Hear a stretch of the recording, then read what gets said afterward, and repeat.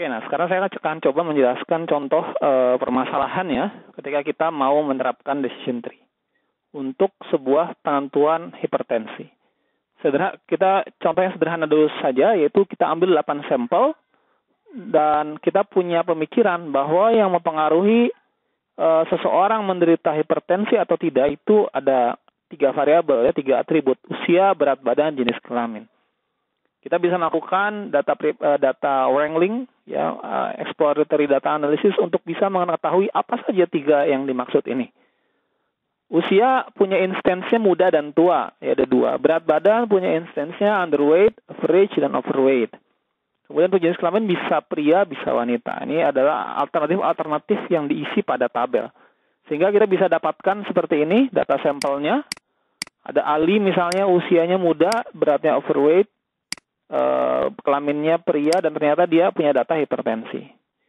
Kemudian ada Herman Didi, dia muda, dia underweight dan pria, dan dia tidak hipertensi. Mungkin secara selintas kita bisa lihat kalau beratnya overweight dan underweight itu menjadi penentu hipertensi dan tidak hipertensi. Tapi ada juga Rina yang dia beratnya overweight tapi dia tidak hipertensi. Oke, nah maka mungkin kita bingung. Jadi sebenarnya apa yang bisa kita lakukan untuk memprediksi seorang hipertensi atau tidak? Dengan cara ini kita juga bisa lebih bijaksana, tidak secara merta menjudge, oh dia melakukan pelabelan, ya. Pasti kalau dia overweight pasti hipertensi. Ternyata tidak juga. Mungkin sedikit lebih rumit daripada sesederhana itu, ya. Tidak sederhana itu. Nah, oke, nah sekarang kita akan mencoba membuat tree. Langkah pertama adalah menentukan node terpilih, ya. Node-nya apa yang menjadi pembelah itu apa.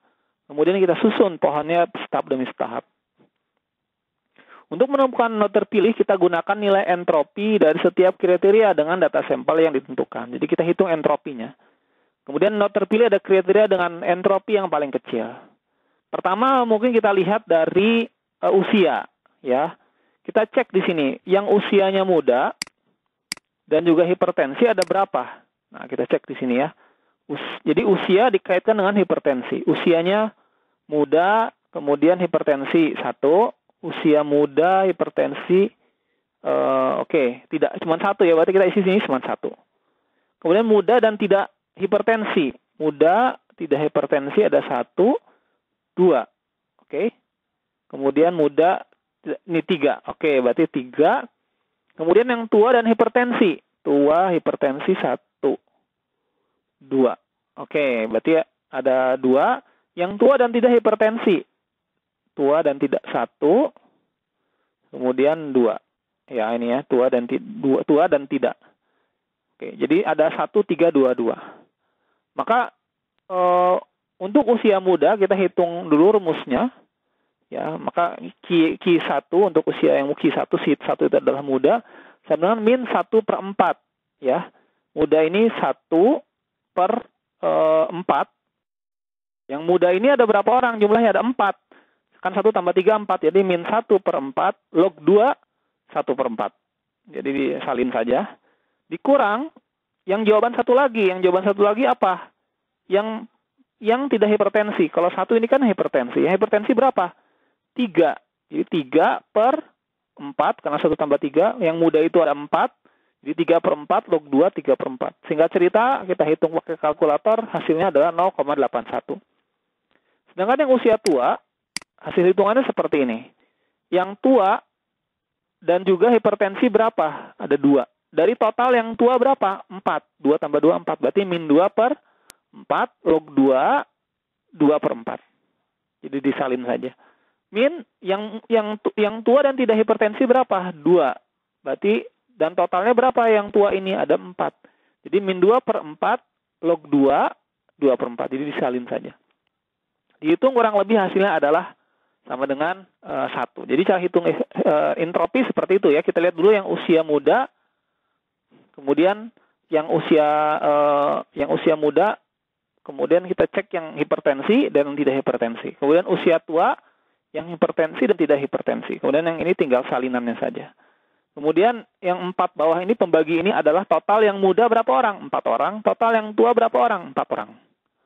Maka kita entropi untuk usia, kali ini kan dibagi 2, kemudian kita gabungkan nilainya, entropinya adalah 4/8 Q1 ditambah 4/8 Q2. 4/8 dari mana ya? Dari 4 orang yang muda per semua orang ditambah 4 orang yang tua, karena yang muda ada 4, yang tua juga ada 4, per semua orang. Nah, per semua orang yang dikasihkan muda dan tua. Nah, ini dikalikan entropi masing-masing, 0,81 kali sini. Masukin sini, 1 dikali sini. Jadi 4/8 kali 0,81 ditambah 4/8 kali 1 hasilnya adalah 0,91. Oke, kemudian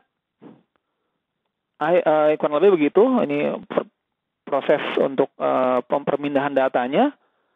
Nah, maka dan juga kita lakukan hal yang sama. Singkat cerita kita dapat untuk usia tadi 0,91 ya.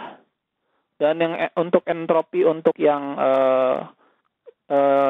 gender kelamin entropinya 0,94 dan untuk yang berat badan 0,41. Maka kita bisa menyatakan bahwa yang paling kecil entropinya adalah berat.